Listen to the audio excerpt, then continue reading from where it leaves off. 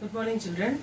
Today we are going to see a topic called light. Light is a very important topic and interesting topic. In this lesson we are going to study more. Okay. For example, once you enter into any dark room, okay, are you able to see any objects surrounding us? Definitely not. We cannot see any objects without light. Once this power is switched on, then only we can see what is surrounding us. Okay. So next one, it is light is not only source for us, even it is a good source for all the living beings, even for microorganisms also. Next we are going to see what about light. Light is a form of energy that transformed into artificially or naturally. Next one, there are two sources of light. One is a natural source of light and another one is artificial source of light. Next topic we are going to see the natural source of light. The natural source of light is nothing but the sun. Sun is the major source of heat and light, which produce both heat as well as light. Not only sun produces the source of light, even the living organisms also emit light. For example, jellyfish, fireflies, they also emit light. Next one, even some of the deep sea plants also produces or emit light. And even microorganisms also emit light. So these are all the examples of the natural sources of light. Next one, artificial source of light. What do you mean by artificial source of light? It is nothing but the light which produced artificially. It is a man-made, that's all. Next one, for this, what are the few examples for this artificial source of light? First one is incandescent source and candle flame. Another one, neon lamp and sodium lamp. Incandescent lamp is nothing but when a certain object is heated to certain temperature, it emits light. For example, you can see the bulb, the normal bulb which we use in the home. It's a bulb which carries the tungsten filament. Once the switch is on, what will happen? The tungsten filament will heat it up and produce the light. Okay, the same thing even in the candle flame also you can see. Once the thread is heated in the candle, it emits the light. So these are the examples for incandescent lamp. Next one you are going to see gas discharge sources. What will happen in this? By passing the electricity through certain gases at very low pressure, it will emit light. For example, the neon lamp and the sodium lamp. Next topic we are going to see about reflection. What is reflection? Reflection is nothing but the bouncing back of light into the same medium. Next we are going to see the terms which is used in the reflection of light. By using the chart, I am going to explain what about the reflection of light. Okay, first we are going to take the reflecting surface. This one is called as the reflecting surface. Reflecting surface is nothing but the mirror. That's all.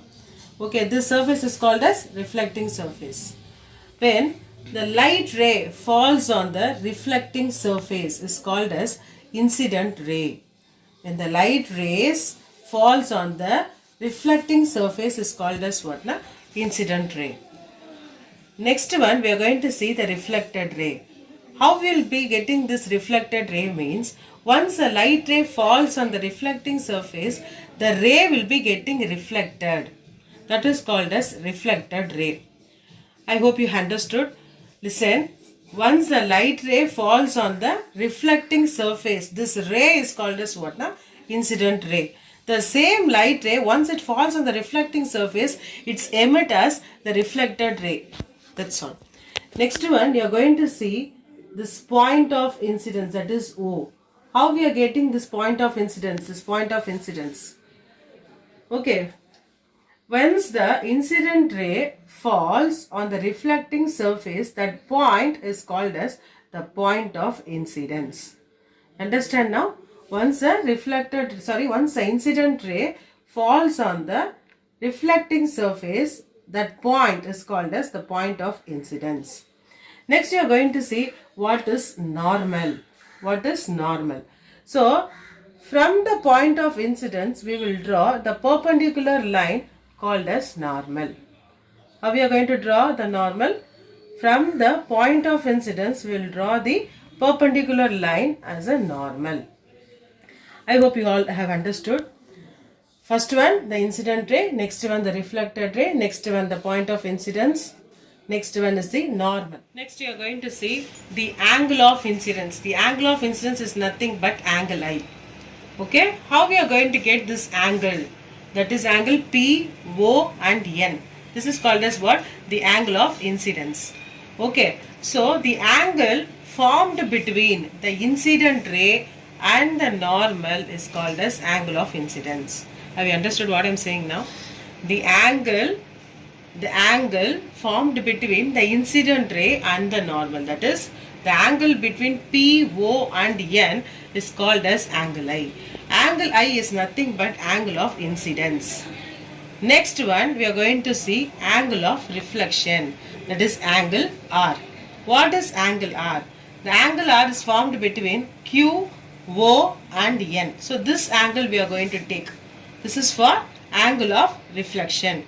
The angle between the reflected ray and the normal, that is the angle between the reflected ray and the normal, this angle is called as what? The angle of reflection. Have you understood what I am saying now? Okay. First one is incident ray, next one is reflected ray, next one is point of incidence, next one is normal, next angle of incidence, next angle of reflection. These together is called as the reflection, the terms which is used in the reflection of light. Next we are going to see the laws of reflection. What do you mean by the laws of reflection? The angle of incidence is equal to the angle of reflection. Angle of incidence is equal to the angle of reflection. For example, angle I is 30 degree. What is the angle of reflection? That is also 30 degree, because the incident ray is equal to the reflected ray. So the angle I is equal to angle R. This is the first one. So the incident ray, the reflected ray, point of incidence and the normal all lie in the same plane. Again I am repeating. Incident ray, reflected ray, normal and the point of incidence all lie in the same plane. You understood now what I am saying? Okay.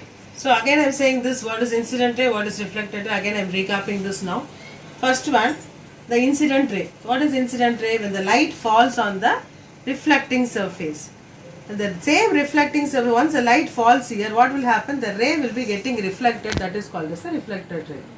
What is the meaning of point of incidence?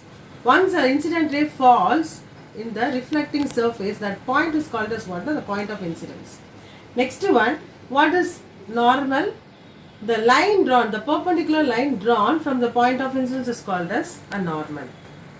Angle I, the angle formed between the incident ray and the normal. What is angle R? The angle formed between the reflected ray and the normal is called as angle of reflection. So angle I equal to angle R, and the incident ray, reflected ray, normal and the point of incidence all are lying in the same plane. Thank you.